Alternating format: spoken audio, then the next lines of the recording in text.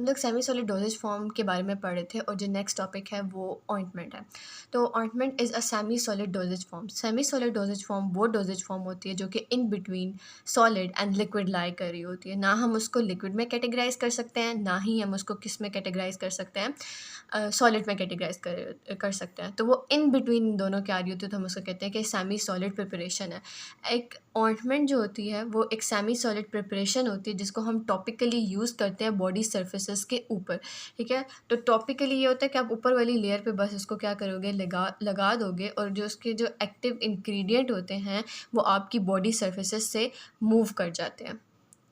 अब इसकी लिमिटेशन क्या होती है कि अच्छा बॉडी सर्फेसेस भी इन्होंने मेंशन कर दिया कि स्किन और म्यूकस मेम्ब्रेन के ऊपर या डिफरेंट बॉडी पार्ट के ऊपर, नोज़ हो गया या वजाइना हो गया, तो इन सारी चीज़ों के ऊपर जो है वो हम लोग क्या कर सकते हैं, अपनी ऑइंटमेंट को यूज़ कर सकते हैं। इसकी लिमिटेशन क्या होती है कि ये ग्रीसी नेचर की होती है। ग्रीसी नेचर कैसे होती है, जैसे ऑयल होता है ना उस नेचर की होती है। तो ये आपके कपड़े ख़राब कर सकती है और ये बहुत सी सॉल्वेंट के लिए poor drug as well as generally poor solvent for many most drug. मतलब ये है कि आप किसी भी ऑयली चीज़ में आप लोग क्या कर सकते हो कि नहीं डाल सकते। ठीक है, आप किसी भी ऑयली मतलब एक ऑयली चीज़ है ना, थोड़ी सी ग्रीसी नेचर की है ये, इसमें जो बेसेस होती हैं वो डिफरेंट होती हैं। When it's come to this तो आप लोग इसमें बहुत सी ड्रग्स इनकॉर्पोरेट नहीं कर सकते। तो ये दो लिमिटेशन होगी और drug delivery capabilities of the system. अब इसकी वजह से ड्रग की डिलीवरी भी अफेक्ट होगी। पहले तो ये चीज़ कि उसको ड्रग में प्रेजेंट करना है, ठीक है, उसको मिक्स करना है, उसका एक सोल्यूशन बना, उसकी एक ऑइंटमेंट बनानी है, मतलब वो बन गई है। बट नेक्स्ट चीज़ इसके अंदर जो प्रॉब्लम आ रही है वो ये है कि अब वो उस फॉर्म में तो आ गई है बट हम लोग कहते हैं कि इसकी वजह से जो ड्रग की डिलीवरी की कैपेबिलिटीज़ होती हैं वो क्या होती हैं, डिक्रीज़ हो जाती हैं।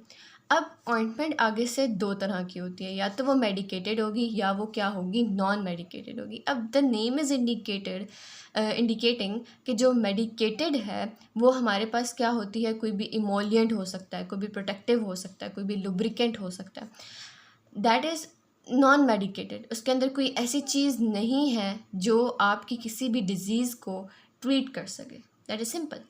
Medicated is something that consist of any medicated product. अब जैसे यहाँ पे मेडिकेटेड जो होते हैं उसमें ड्रग होती है and that drug is contained in a base which act as a vehicle. तो इसको हम लोग क्या करते हैं कि वो हमारे पास एज अ व्हीकल के तौर पे एक्ट कर रही होती है।